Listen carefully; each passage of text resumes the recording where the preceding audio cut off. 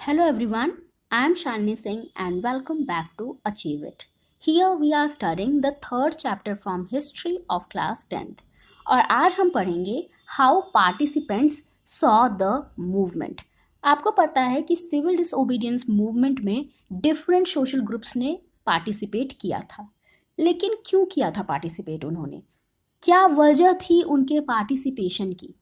तो देखो, हर social group के पास अपनी अलग अलग वजह थी। सब ने अपने अपने फ़ायदे के लिए इस मूवमेंट में पार्टिसिपेट किया था। तो आज हम यही देखेंगे कि किन ग्रुप्स ने पार्टिसिपेट किया था और हर किसी की अपनी क्या वजह थी। तो स्टार्ट करते हैं पहले कंट्री साइड से। आपको पता है कि जो रूरल एरियाज होते थे उसमें दो टाइप के किसान होते थे।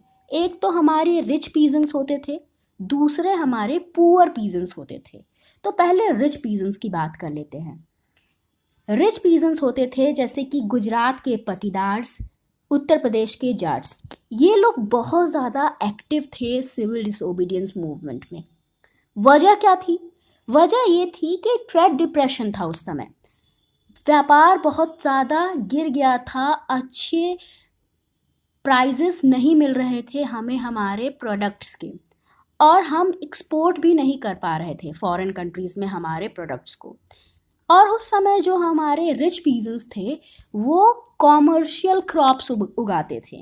मतलब अगर इनको एक्सपोर्ट नहीं किया गया तो हमें फ़ायदा ही नहीं होगा। ठीक है, तो उस समय बहुत ज़्यादा दिक्कत फेस करनी पड़ती थी रिच पीजेंट्स को। लेकिन गवर्नमेंट जो थी वो टैक्स प्राइजेस को बिल्कुल भी कम नहीं कर रही थी। वो लगातार लोगों को प्रेशराइज कर रही थी कि आपको टैक्स तो देना ही पड़ेगा।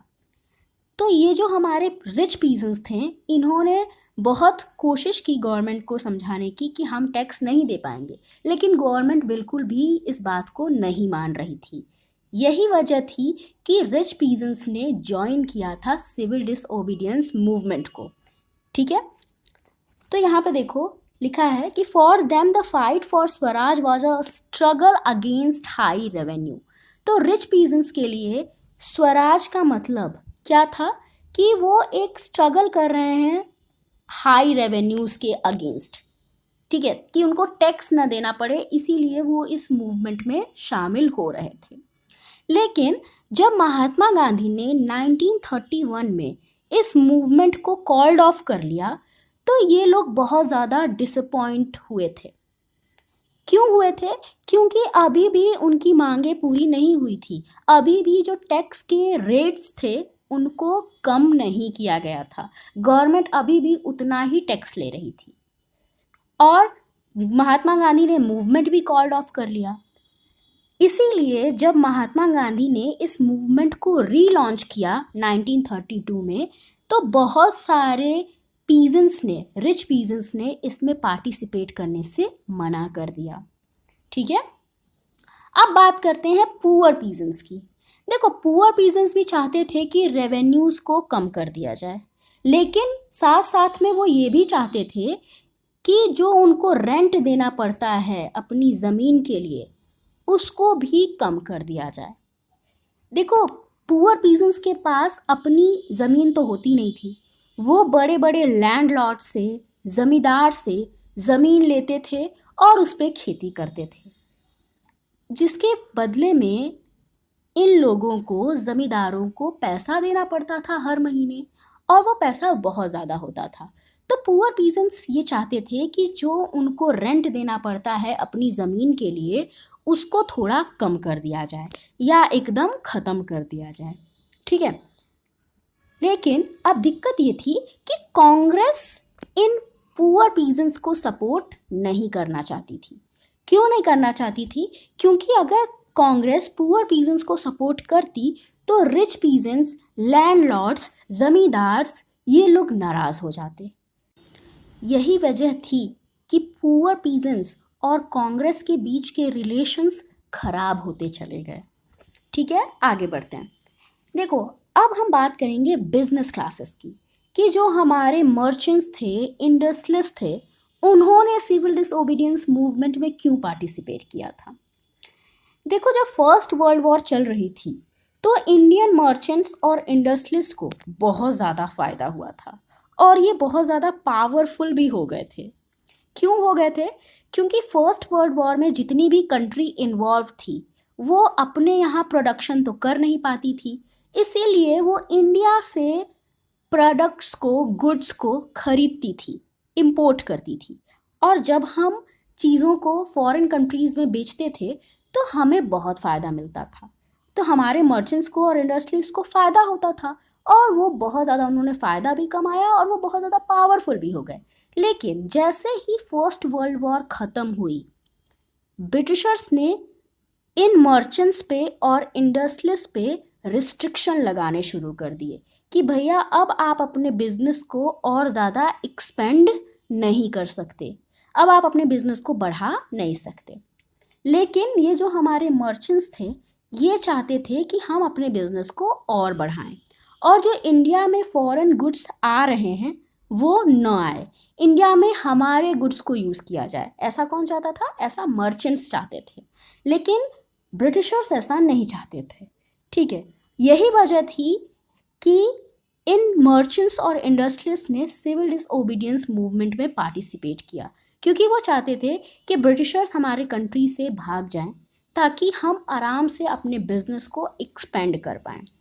और उस समय के जो थोड़े फेमस इंडस्ट्रियलिस्ट थे जैसे कि पुरुषोत्तम दास ठाकुर और जीडी बिरला, इन लोगों ने मिलकर कुछ संस्थाएं भी बनाई। पहली संस्था बनी थी जो थी वो है Indian industrial and commercial Congress, ये 1920 में बनी थी। उसके बाद बना federation of the Indian chamber of commerce and industries, जिसको हम फिक्की भी बोलते हैं, ये 1927 में बना। तो ये दोनों संस्थाएं इसीलिए बनाई गई थी ताकि सिविल डिसोबीडियंस मूवमेंट को सपोर्ट किया जा सके।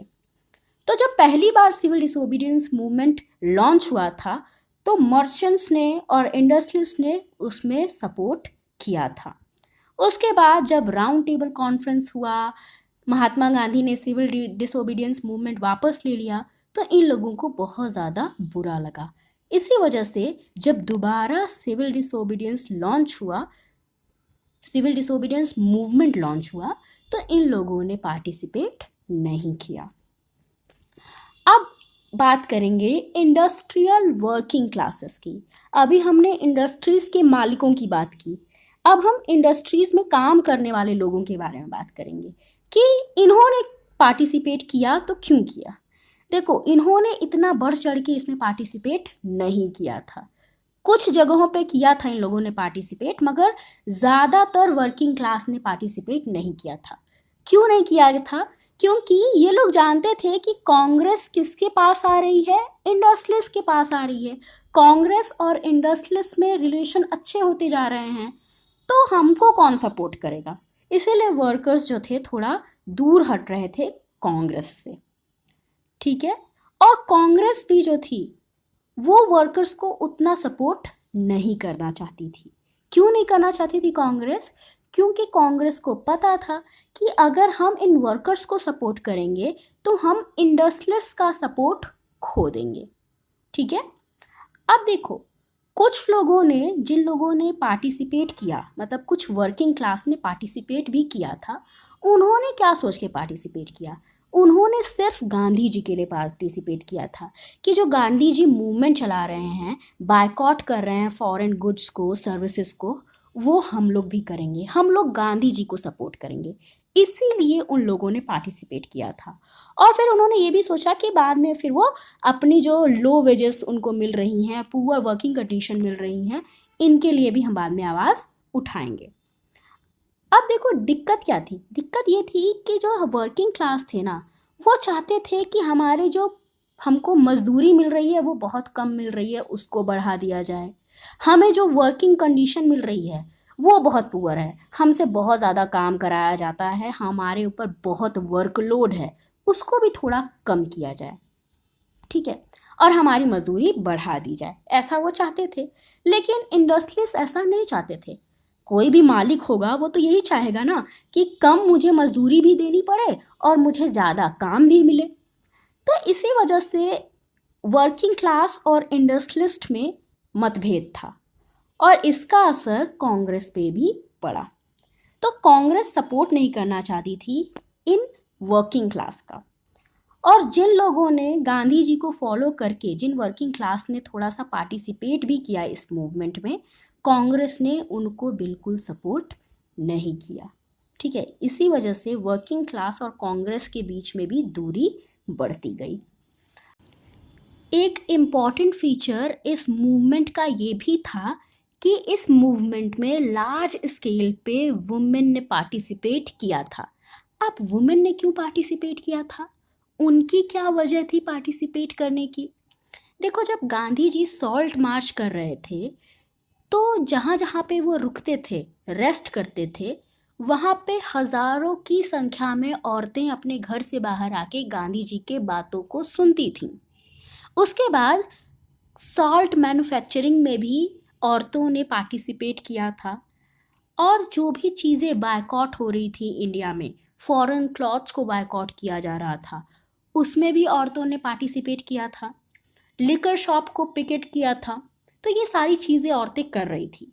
उसके बाद बहुत सारी औरतें जेल भी गई।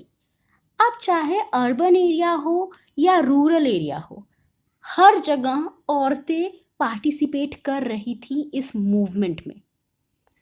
अब औरतें क्यों पार्टिसिपेट करती थी? क्योंकि उनको लगता था कि इस मूवमेंट में पार्टिसिपेट करके वो अपने नेशन को सर्व कर रही हैं, अपने नेशन को सेवा प्रदान कर रही हैं, और अपने नेशन को सर्व करना औरतों की सैक्रेड ड्यूटी थी। ऐसा औरतों को लगता था कि ये हमारी पवित्र ड्यूटी है, हमें इसको करना चाहिए।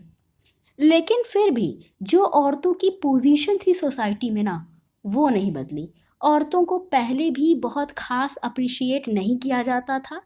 इस मूवमेंट में पार्टिसिपेट करने के बाद भी औरतों को बिल्कुल भी अप्रिसिएशन नहीं मिला। गांधी जी क्या सोचते थे? गांधी जी भी तारीफ तो करते थे वुमेन की कि चलो वुमेन ने पार्टिसिपेट किया, अच्छी बात है। लेकिन गांधी जी को भी लगता था कि वुमेन की फर्स्ट प्रायोरिटी ये होनी चाहिए कि वो अपने घर पे रहे, अच्छी माँ बने, अच्छी पत्नी बने। ठीक है, और कांग्रेस में तो काफ़ी टाइम तक ये हुआ कि औरतों को कोई हाई पोजीशन मिलती ही नहीं थी। अगर कांग्रेस में औरतें शामिल भी होती थीं तो उनको लो पोजीशंस पे रखा जाता था। हाई अथॉरिटीज़ उनको नहीं दी जाती थी। इस तरह से इस मूवमेंट में जो औरतों की प्रेजेंस थी वो सिंबॉलिक थी।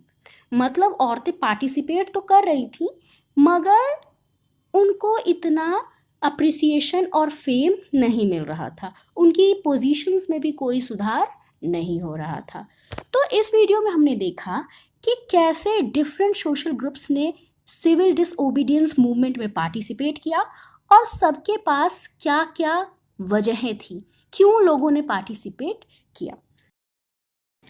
अब नेक्स्ट वीडियो में हम पढ़ेंगे कि इस सिविल डिसओबीडियंस मूवमेंट की लिमिटेशंस क्या क्या थी, क्यों ये मूवमेंट सफल नहीं हो पाया। ठीक है, आई होप आपको आज का वीडियो अच्छा लगा होगा। अगर वीडियो समझ आया है तो लाइक करो, शेयर करो और चैनल को सब्सक्राइब करो। Thank you for watching.